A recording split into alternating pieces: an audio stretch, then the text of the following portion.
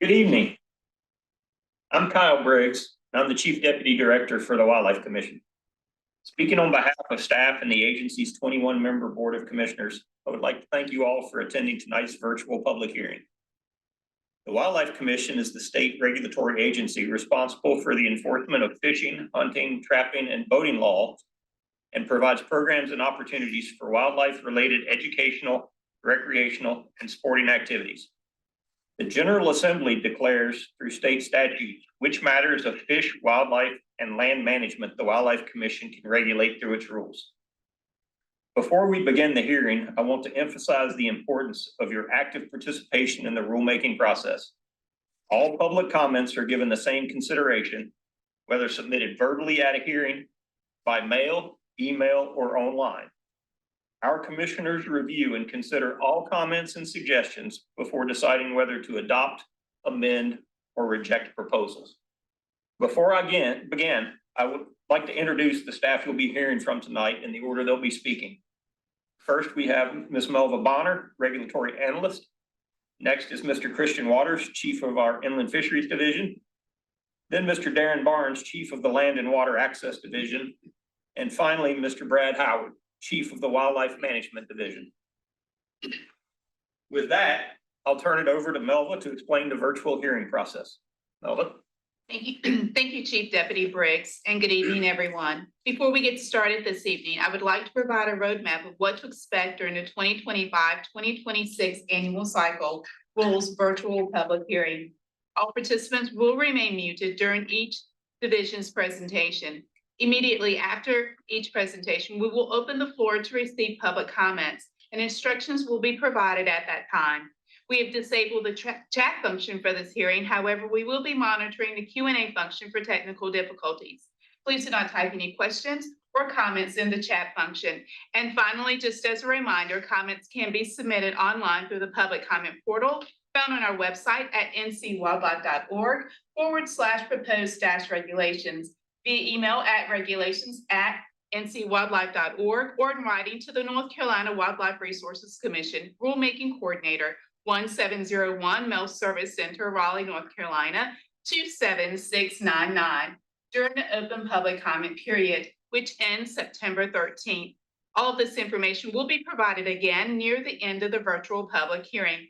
At this time, Christian Waters, Chief of Inland Fisheries, will present the 2025-2026 Inland Fisheries Annual Cycle proposals. Thank you, Melva. Tonight we have 11 fisheries proposals to present. The first 9 deal with trout, and the first 8 deal with specific boundary changes for mountain trout, public mountain trout waters. F1 will remove hatchery-supported trout water section on Henry Fork in Burke County from public mountain trout. F2 will reclassify the section of hatchery-supported trout waters on the Linville River within the U.S. Forest Service's Linville Gorge Wilderness Area in Burke County to wild trout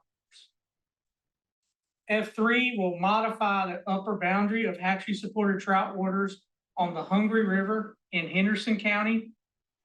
F4 will remove the hatchery-supported trout water section on Little Rock Creek in Mitchell County from public mountain trout waters. F5 will modify the lower boundary of hatchery-supported trout waters on Big Rock Creek in Mitchell County. F6 will clarify that the delayed harvest trout water section on the Ararat River in Surry County is the portion of river bordering the Ararat River Greenway downstream of the NC 103 bridge. F7 will modify the upper boundary of hatchery-supported trout waters on the Ararat River in Surry County. The new section will be adjacent to the Ararat Greenway upstream of the NC 103 bridge. And the final boundary proposal is F8. It will modify the lower boundary of delayed harvest trout waters on the East Fork French Broad River in Transylvania County. F9 would apply to the youth delayed harvest fishing day It will modify the age of youth from under the age of 18 to under the age of 16. Our final two proposals, F10 applies to crappie. It would establish an 8-inch minimum size limit and a 20 fish daily creel limit for crappie at Sharon Harris Reservoir. And F11 is for mullet, and it would reduce the daily creel limit for striped and white mullet from 200 to 100 fish in aggregate and establish a limit of no more than 400 fish total per boat. And just to note, this rule is already in place through temporary rule, and this would simply make it a permanent rule.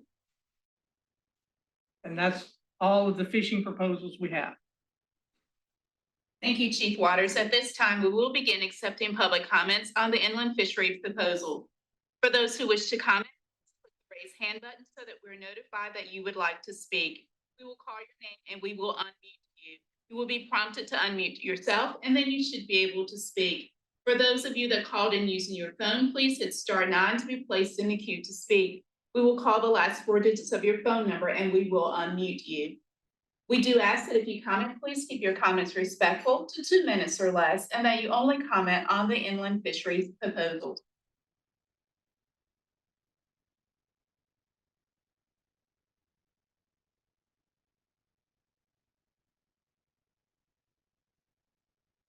If there are no comments on the 2025-2026 Inland Fisheries Annual Cycle Proposals, this concludes the public comments for the Division of Inland. Barnes, Chief of Land and Water Access, will present the 2025-2026 Land and Water Access Annual Cycle Proposal. Thank you. Tonight, we will have 6 for our Land and Water Access Division. Proposal G1 will prohibit target shooting on the Cold Mountain Game Land in Haywood County. Proposal G2 adds the Bates Bay River Tract in Pamlico County to the Goose Creek Game Land Program.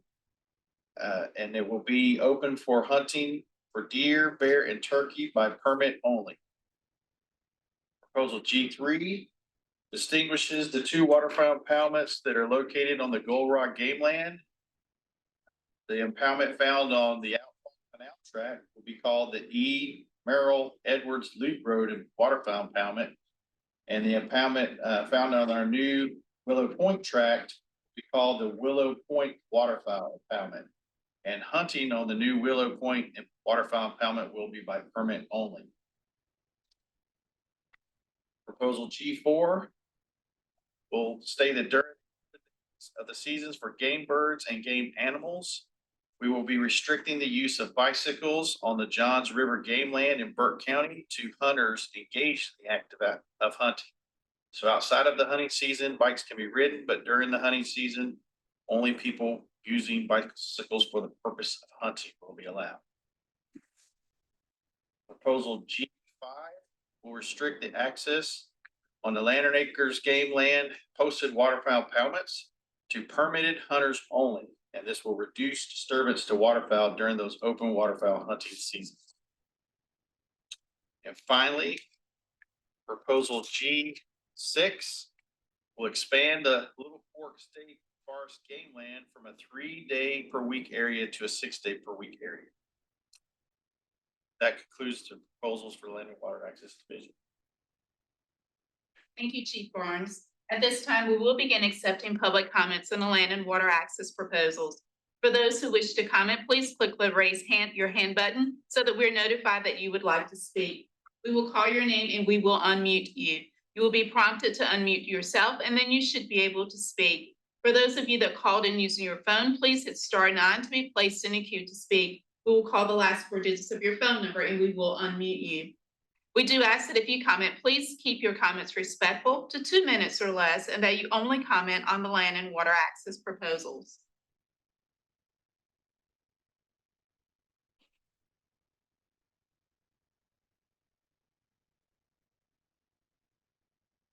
If there are no comments on the 2025-2026 Land and Water Access Annual Cycle Proposals, this concludes the public comments for the Division of Land and Water Access. At this time, Brad Howard, Chief of Wildlife Management, will present the 2025-2026 Wildlife Management Annual Cycle Proposals. Thank you, Melba. Wildlife Management has 3 proposals. First 2 deal with fur bearers trapping. H1 will establish a definition and rule for submersion trapping system and apply the 72-hour trap attendance requirements that exist for completely submerged conibear trap types to other legal trap types that are set as a submersion trapping system. H2 will change the reporting requirements for licensed fur dealers from monthly to annually to make reporting consistent with other licenses and permit reporting requirements that are based on the July 1st to June 30th license period. And H3 will shift the turkey harvest to later in the spring when most hens have begun laying eggs to keep North Carolina's turkey management goal, to keep addressing North Carolina's turkey management goal. Specifically we will shift the opening day of the regular turkey season to the Saturday on or immediately after April the 11th. The season length will remain unchanged. We will shift the opening date for the youth only season to the Saturday and start beginning the Saturday before April 11th. And we will reduce the youth only season from 7 to 2 days. This change also defines eligibility for the youth only season as individuals less than 16 years of age. Thank you, Chief Howard. At this time, we will begin accepting public comments on the wildlife management proposals. For those who wish to comment, please click the raise hand button so that we're notified that you would like to speak. We will call your name and we will unmute you. You will be prompted to unmute yourself and then you should be able to speak. For those of you that called in using your phone, please hit *9 to be placed in a queue to speak. We will call the last 4 digits of your phone number and we will unmute you. We do ask that if you comment, please keep your comments respectful to 2 minutes or less, and that you only comment on the wildlife management proposals.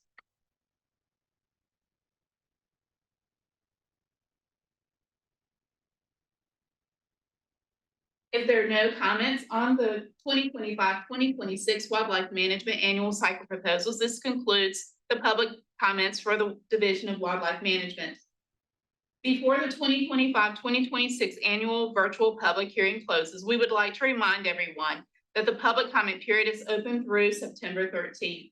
Comments can be submitted online through the public comment portal found on our website at ncwildlife.org/proposed-regulations, via email at regulations@ncwildlife.org, or in writing to the North Carolina Wildlife Resources Commission Rulemaking Coordinator, 1701 Mill Service Center, Raleigh, North Carolina, 27699. At this time, Chief Deputy Director Briggs will return for our closing remarks. Thank you, Melva. Again, we appreciate everyone's attendance tonight. Your participation in our rulemaking process is vital to ensuring wildlife management needs meet both biological and sociological parameters. Thank you again, and good night.